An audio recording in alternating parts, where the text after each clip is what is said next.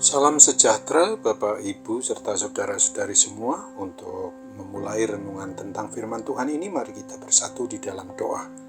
Tuhan Allah Bapa di surga yang memelihara hati dan pikiran kami umat manusia, berfirmanlah kepada kami, sebab kami bersedia untuk mendengar, dan atas pertolongan Roh Kudus mampukan kami agar boleh melakukan firman-Mu itu dalam hidup sehari-hari. Di dalam nama Tuhan Yesus kami berdoa. Amin. Sebagai nas renungan firman Tuhan hari ini diambil dari kitab Amsal 28 ayat 13 yang berbunyi, "Siapa menyembunyikan pelanggarannya tidak akan beruntung, tetapi siapa mengakuinya dan meninggalkannya akan disayangi."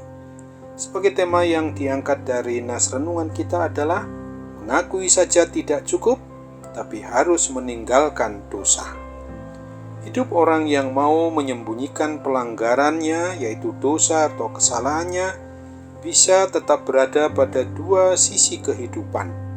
Pertama adalah orang yang memang hidupnya tidak beriman percaya kepada Tuhan Yesus dan tetap hidup dalam dosanya. Akhir dari hidupnya akan berada pada kebinasaan.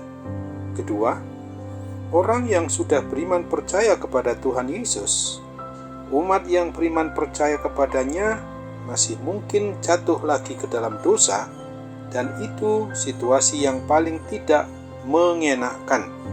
Mungkin saja kita tetap berusaha untuk tampil baik di depan orang, menambah waktu pelayanan, untuk berbuat baik, untuk bisa mendapatkan damai sejahtera Kristus.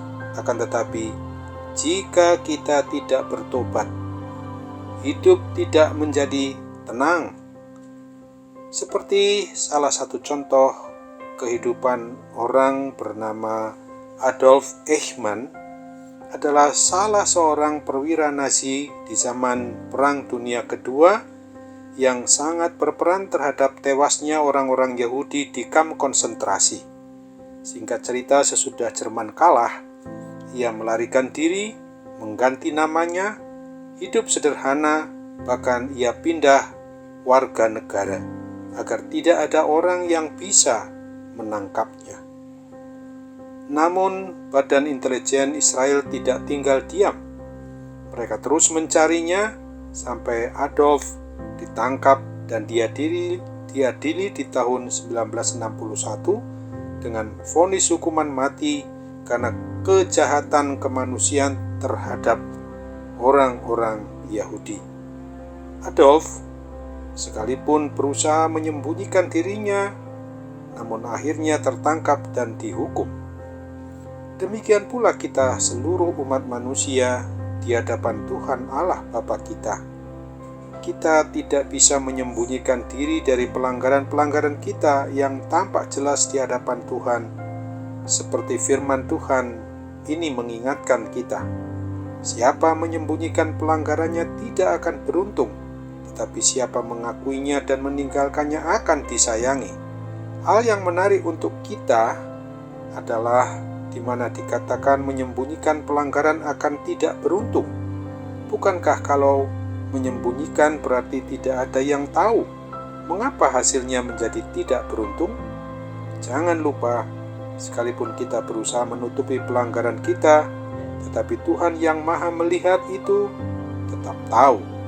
Maka nas renungan firman Tuhan pada hari ini, di peringatan Sabtu Sunyi hari ini, jelang kita akan beribadah Paskah hari kebangkitan Tuhan Yesus, mengingatkan kita, tetapi siapa mengakui pelanggarannya dan meninggalkannya akan disayangi. Inilah solusi atau jalan keluar pertama dari hukuman dosa itu, yaitu mengakuinya. Jangan berdalih lagi dari hadapan Tuhan Yesus Kristus. Dan solusi kedua adalah meninggalkannya. Tindakan ini satu paket dengan mengakui.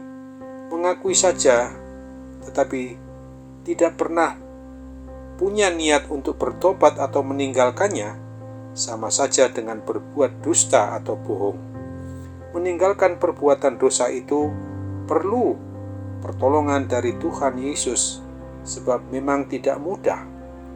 kita tidak berdaya untuk membebaskan diri dari kuasa dosa dan berujung kepada kematian kekal itu sendiri.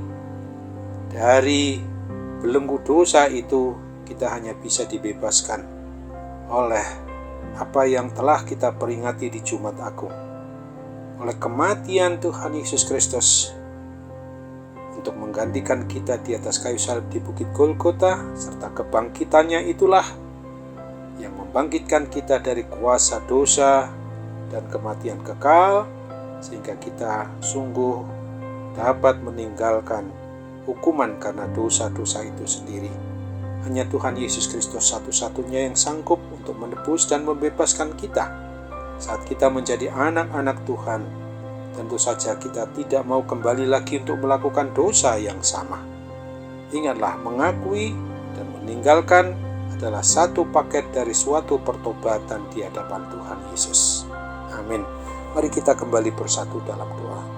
Terima kasih Tuhan Yesus, bahwa benar apabila kami hanya mau mengakui segala kesalahan dan dosa-dosa kami, maka pengakuan itu tidak cukup hanya pengakuan, harus disertai dengan metanoia, bertobat dari seluruh kesalahan dan dosa kami.